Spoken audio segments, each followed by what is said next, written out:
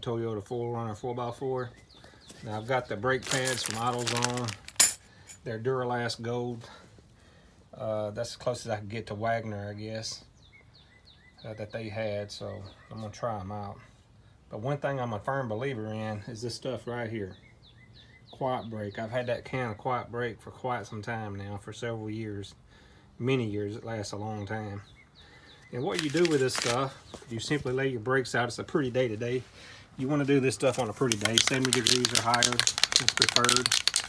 Just shake it up real good, give it a good shaking, and just spray your brakes with them. And what it'll do, it'll dry.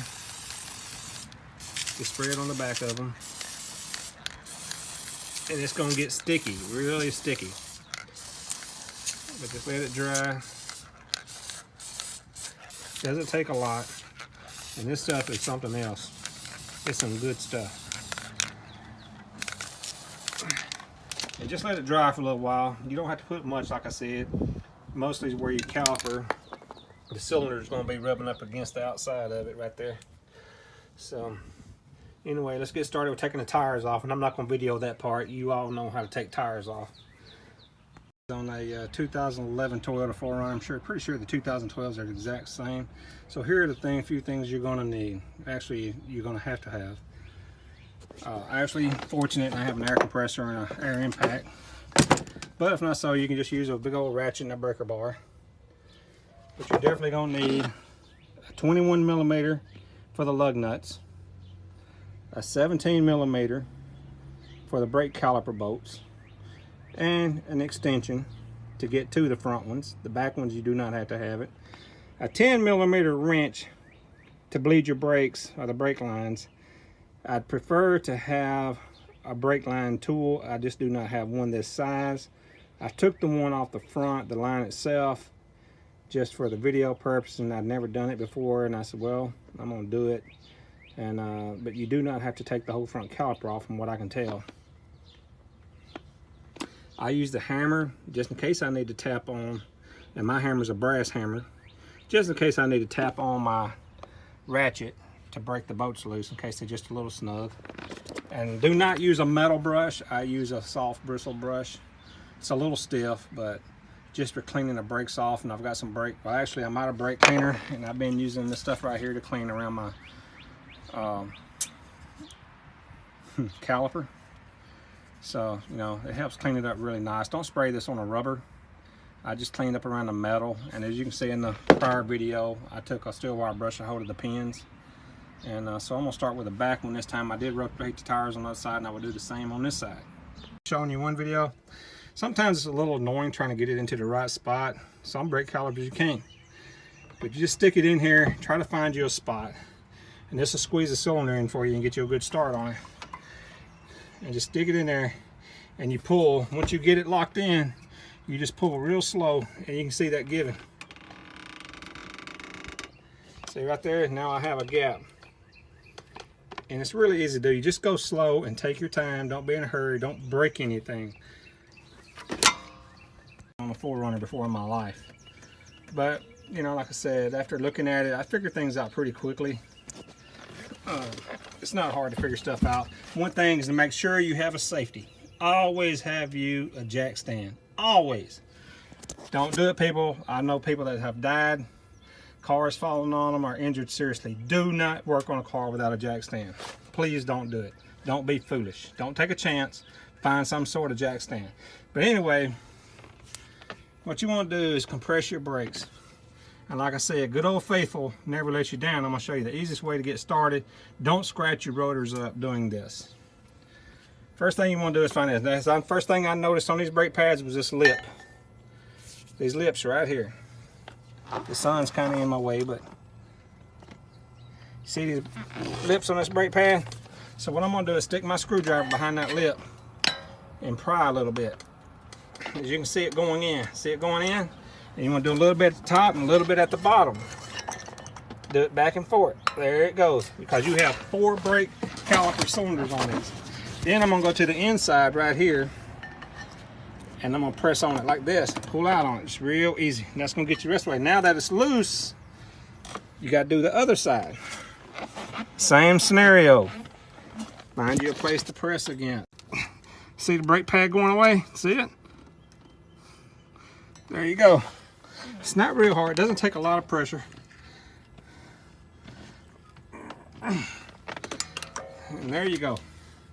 Now we're going to start on the inside, showing how to press it. Now the easiest way I found for this, you got to put a little muscle behind it. But right here on the inside brake pad, if you put it at the very bottom, you got leverage. So I'm going to put out really hard, which I'm fortunate to be a little bit stronger than most people. Not Hercules or anything, but just a little bit. Put your body weight into it and hold on. But you push really hard, and you can see this thing is going in. It's pushing that cylinder in. Then you start at the top. Same thing. And there you go. It's pushed almost all the way in. And then you put your screwdriver behind here and you just push slightly. Not enough to damage your rotor or anything. Don't be foolish. Don't manhandle it. You ain't got to. If you have to manhandle it, something's wrong with your caliper. Your cylinders are in your caliper. Just work it back and forth, and you got a good gap now. Them new brakes should go right in. Time for a couple of things to take loose on your Toyota 4Runner. These little wire things right here, they just pull out like so. You can actually do it with your hand. Just don't forget how they go. Again, take a good look at it. They're real simple. These pins will pull out now. Start from the inside, push them out. It's real easy if I can get my alignment pushed out really easy.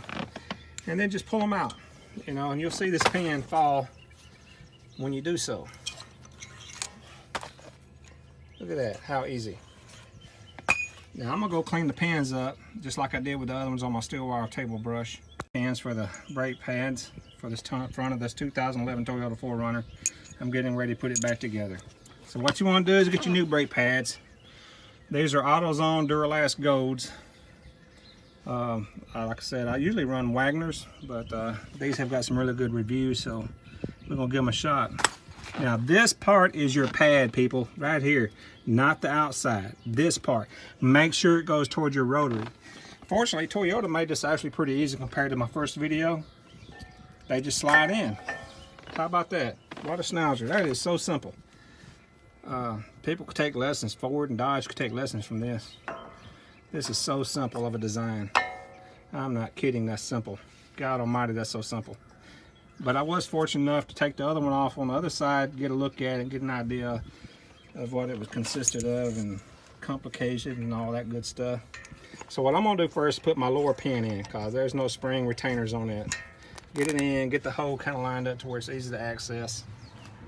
Now the top one, first thing you want to do is get this back on. Now as I showed you in another video, make sure these tabs, these little U-tabs right here where it curves are on the top, not the bottom, people, the top. You do that, you're in good shape. Now what you want to do is put it in there. You want to get a pan started, which I'm doing so here. Oops, dropped my phone. Put your pan in through the hole, get it started in. Simple enough. What these do is expand the calipers out for you. Now you want to get one started. Let's see if I can get in here to it. Get one started right there. That to the outside. Put your other one in to the inside. You see it? Now once you do that, you can put your pan all the way through.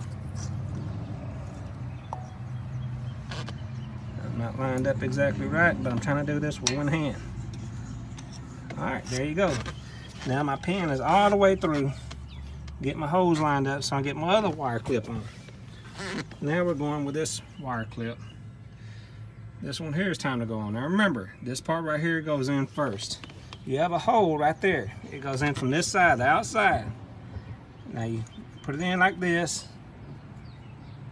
and move it over like that. And these little things right here will go right in the little holes, supposedly.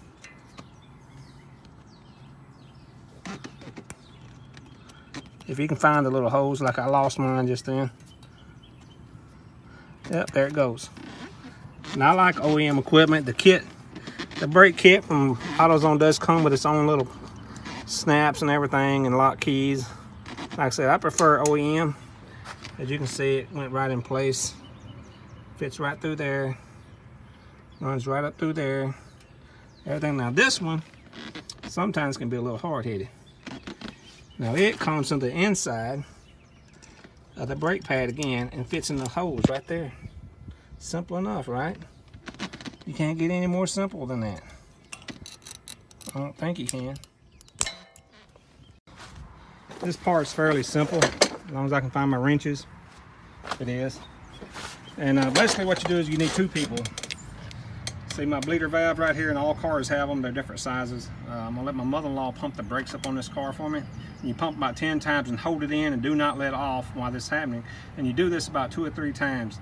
And what happens when she holds the brakes in after she pumps them about 10 times, you release this valve and then tighten it back. After it squirts all the air out, you tighten it back up. And you do that 2 or 3 times depending on if you still see air bubbles coming out. Running. All right, pump them up about 10 times and hold them.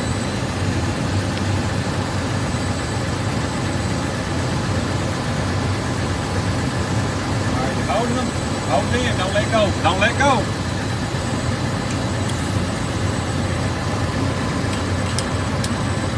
All right, do it one more time. I didn't see a lot of air, and that's what surprised me. The other side had a lot of air. And I'll just take a towel and wipe that off. Got it? Hold it in, don't let go. All right, there's no air in that one. That's good. Side, I've rotated the tires. Actually, I'm still rotating the tires. I got the front one on the back there. A lot of people say, well, the tires are so big, how can I get it on there? So heavy. I'm gonna show you an old trick. It's not an old trick, it's been around for a long time. It's not hard to do. Main thing is try to get your hose lined up with your lug bolts right there. Try to get your hose lined up as good as you can. And what I do, Old Faithful right here, big old screwdriver, I like to roll the tire on top of it. It just makes life so much easier. And then you just pick it up and you put it on there. Voila, see that? There was no problem. I just put this on there, used it as a lever, picked up on the tire, lined it up, and it's easy. It keeps from having to struggle with it.